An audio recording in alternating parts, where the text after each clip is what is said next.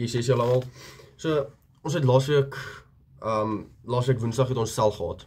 Ons gaan begin video's maak, short video's, lang video's, preke. Ons gaan dit begin neem en op sosiale media platforms post om mense nader aan die Here te kry, jy weet. So ons sit laasweek by die sel by die kerk en ons praat so, nou sy net gepreek, hy praat hier so oor hart en hart, dat ons hart en hart het en ons moet nie hê nie, ons moet hom sag hê. En toe besef ek het hart en hart. Nou ek sê vir jou, ok, ek sal die video neem, ons neem die video.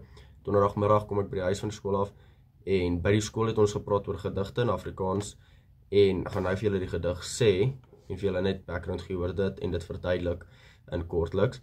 Maar kom by die huis en ek edit die video en ek sê vir jou, ok, ons gaan nie post nie, ons moet net bietjie beter wees.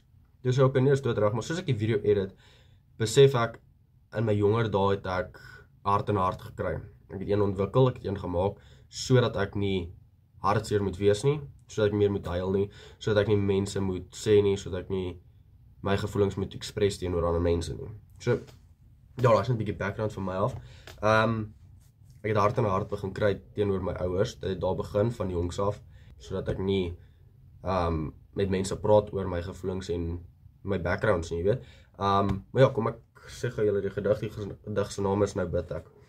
God help my, ek swem in onregtigheid. In sondes is ek gebore. My geloof laat my daagliks in die steek. Ek wil, maar ek kan nie altyd nie. Hooghartig is ek teenoor my medemense. U weet hoe ek teenoor hulle diskrimineer. Omdat hulle te minderwaardig is, God help my, ek is in 'n sondaar. Die genade wat ek daagliks van u vra, het ek nie. Want ek gryp, skop en spoeg in hulle gesigte. Al wat ek afstaan is krummels, wat hulle moet oppraat om te oorleef. My hart wat lankal verklip, ek lê nie meer wakker oor my sondes nie. Daarom vra ek 'n sagte en wyse hart, om menslik teenoor my medemense op te tree.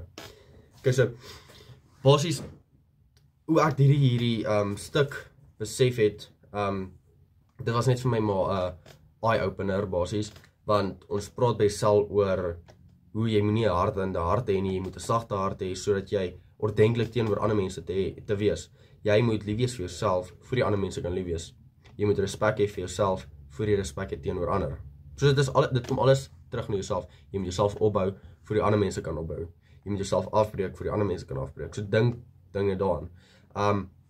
Maar hier sê hy, die genade wat ek daagliks van u vra, het ek nie.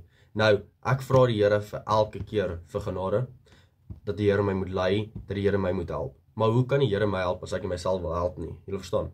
So ek dink net, jy moet jouself help, jy moet met jouself begin basies, om ander mense te help, sodat jy gehelp kan word.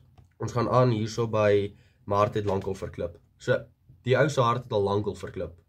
Hy het al lankal sy hy het al lankal hart en hart gekry. Hy het al lankal ontwikkel. Soos ek het al lankal hart en hart ontwikkel.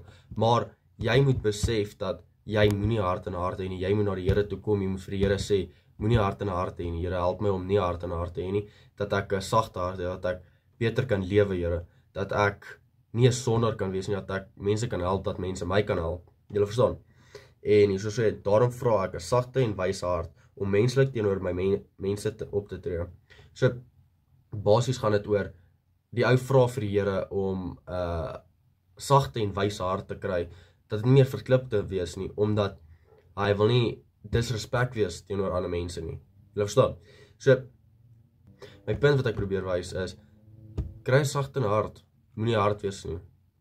Julle verstaan wat ek probeer sê. So, ja, dis maar net iets wat ek oor wil deel, ek wou lankal oor dit gepraat het, so, ja, ek hoop ek kan iemand daarso buite help met dit.